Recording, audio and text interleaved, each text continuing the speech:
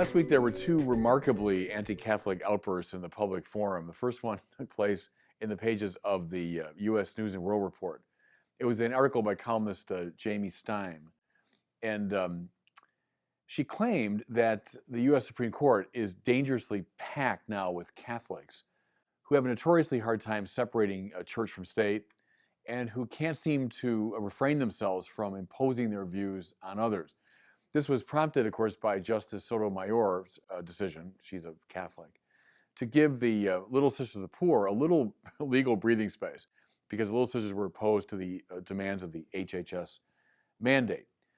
Now, here's the thing about that assessment. Even a moment's reflection would reveal that the HHS thing is not a question of the church asserting itself against the state, but just the contrary. Talk about imposition, not the imposition of the church on state, but just the contrary. More to it that American citizens who happen to be Catholic nuns make a legal appeal, which is supported by a justice of the Supreme Court. How any of that constitutes an imposition, she'll have to explain to me. Well, the very irrationality of this position is what led many, including myself, to say this is a good example of an anti-Catholic prejudice, which is rarely far from the surface in American life. The second example of this anti-Catholic outburst was even more startling and more dramatic. It was Andrew Cuomo, who's the governor of New York, on a radio interview program saying that anyone that holds to a pro-life position or is opposed to the legal support of gay marriage is not welcome in the state of New York. Now, he didn't say they're wrong. He didn't say they're misguided. He didn't say we should mount good political arguments against them or we should organize ourselves politically against them, all of which are legitimate positions within an open polity like ours. What he said was they're not welcome here. They are to be excluded from civil society. As many have pointed out, this automatically means about 48% of America is not welcome in the state of New York, including, presumably, Andrew Cuomo's father, Mario Cuomo, who said famously years ago that he's personally opposed to abortion. So he's making a very aggressive move against most of the country, or much of the country, and against his own father. Again, the irrationality of the position is what leads us to suspect that what underlies it is a deep anti-Catholic prejudice. Even though, of course, Cuomo is nominally a Catholic, that has little to do with it. There's still an anti-Catholicism in that viewpoint. Now, as any historian of American culture knows, you don't have to go very far to find this strain within the American system. Go back to the founding fathers, and you'll find a lot of pretty strongly worded anti-Catholicism. John Adams, whom I deeply admire, but there's a famous reflection he has on going to Mass when he was in Philadelphia. And just to kind of see what was happening. And he was enthralled by the Catholic Mass, but he's like, oh, it's a miracle that we're able to wrench ourselves away from this display, this medieval display. Then come up into the 19th century, of course, you have during the era of immigration when so many Catholics were coming from Germany and from Southern Europe and Eastern Europe, there was a very strong reaction on the part of a lot of the American establishment against this influx of Catholics. And you have, for example, the Know Nothing Party and others that were organized in an explicitly anti-Catholic way.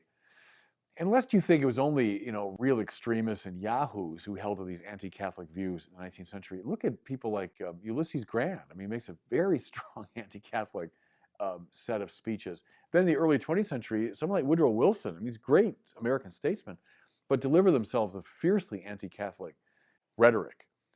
Now, come up to the 1960s, some will say, well, that's when it all ended, when JFK, the first Catholic, was elected president. Well, I'd say yes and no. JFK, as I've said many times before, was much more of a privatized Catholic. His Catholic faith was taken really out of the public arena. And so his being elected was like, well, that's all right. That's the kind of Catholic that we can tolerate.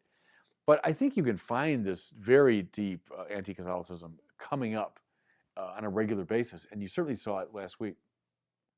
Here's what I find really disturbing about it, though, is increasingly how anti-Catholicism is being borne by and expressed through that most fundamental of American institutions, namely the law. We are a very litigious society. Law means a lot to Americans. We are shaped by the law. The law sanctions those things that we want to keep at bay. The law structures in many ways our sense of our corporate identity. Well, watch increasingly today how Catholics are finding themselves on the wrong side of the law. So obviously the Roe v. Wade thing, that's been a long struggle. But the HHS is a very startling example of it, where now Catholics will find themselves athwart this very pervasive legal requirement. Gay marriage is a third example, where those who oppose gay marriage, not oppose gay people, but oppose gay marriage, find themselves on the wrong side of a legal statute. Well, that's dangerous in America. That's dangerous in a country where law means so much. And see, that's why the Andrew Cuomo outburst is particularly chilling. Because here you have a governor of a major state. This is not a minor figure in our polity. This is a governor of a major state, a legislator. This is a lawmaker at a very high level who's saying, I want essentially anyone that holds to the Catholic view on these things to be excluded from the civil society. Well, see, that's a dangerous business, because if you can use the law to do that, well, you can do so then in a very aggressive way.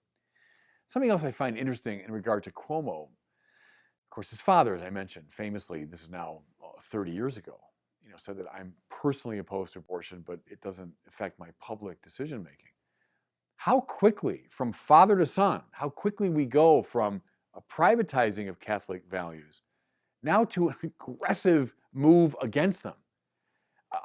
I'm against it personally. I'm going to privatize my conviction.